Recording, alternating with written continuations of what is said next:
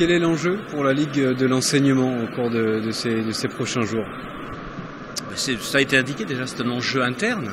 C'est la démonstration du fait que la Ligue de l'enseignement est un tout, qu'elle comporte des composantes nombreuses, importantes, ayant leur propre histoire, mais dont on ne peut pas concevoir que ces composantes se développent indépendamment d'une fidélité à ce qu'est la Ligue de l'enseignement dans son ensemble.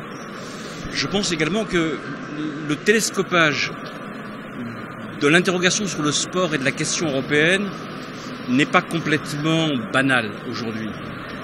Le débat qu'on va avoir dans les jours qui viennent, engagé il y a 6 mois de cela, je pense, n'aurait pas eu la même saveur, ni le même intérêt.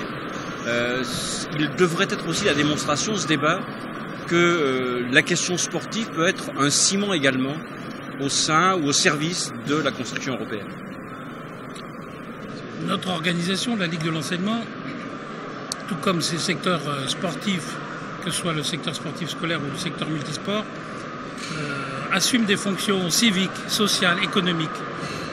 Et il est toujours difficile devant les institutions de dire exactement le poids, la puissance, l'intervention qui est celle de la Ligue de l'enseignement.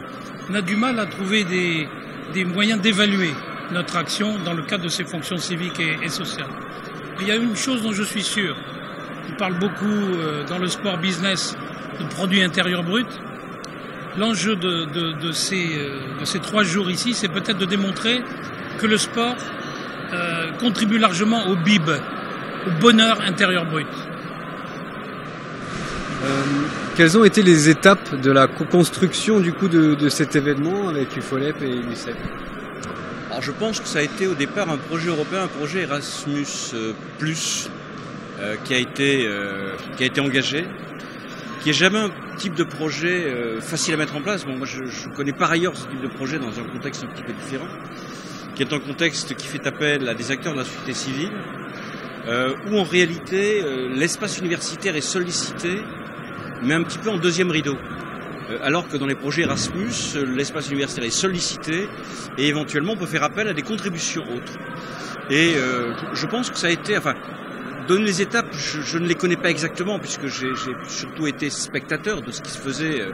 Mais ce qui me paraît intéressant, c'est que nous soyons parvenus à mettre en place quelque chose qui, sur le terrain de l'organisation, est complexe, sur une thématique qui est une thématique originale, et me semble-t-il, avec la suite des travaux le démontreront, mais au moins une attention et une participation qui est très largement significative.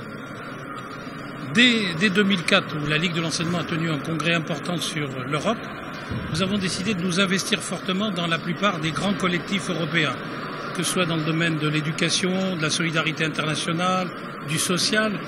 Et la Ligue de l'enseignement et ses secteurs sportifs se sont aussi investis dans l'ISCA, International Sport Culture Association, parce qu'effectivement, on ne peut pas mesurer ou réfléchir aux pratiques sportives dans un seul univers franco-français avec les sacs de sable et les barbelés aux frontières.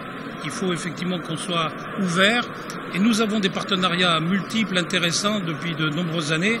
Donc c'est pour ça qu'on a choisi Strasbourg ensemble, UCEP, UFOLEP et Maison Mère, pour incarner cette dimension européenne.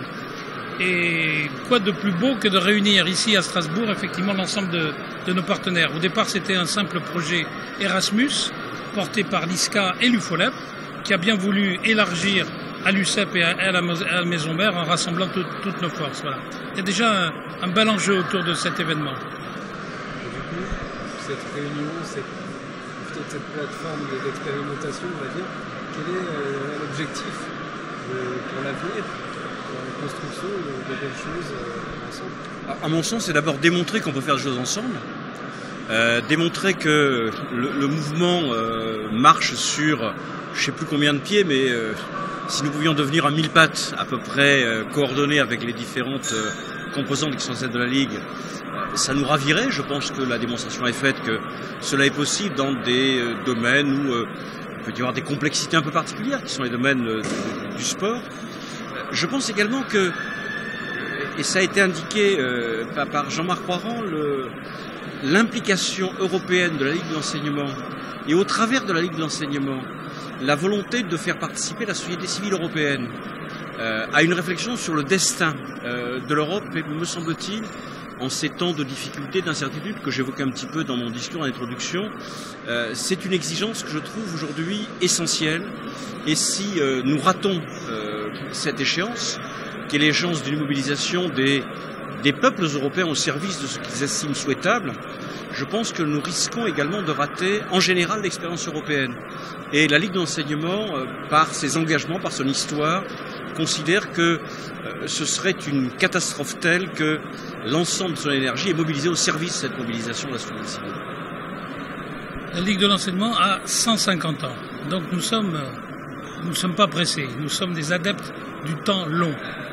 Et nous avons déjà eu dans le passé des initiatives de cette nature, notamment les plus anciens se rappellent de Talence ou de Bombane, qui étaient des lieux de réflexion, des lieux de rassemblement, où des praticiens, des chercheurs, des universitaires ou de simples pratiquants du monde sportif se sont retrouvés dans de très belles universités. Pour des raisons diverses, tout ça s'est arrêté.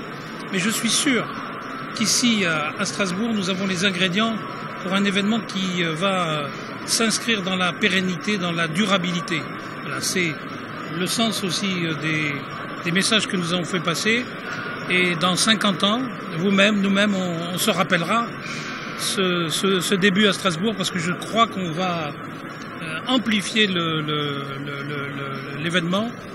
La forte participation dès la première journée, dès cette première manifestation, est de bon augure.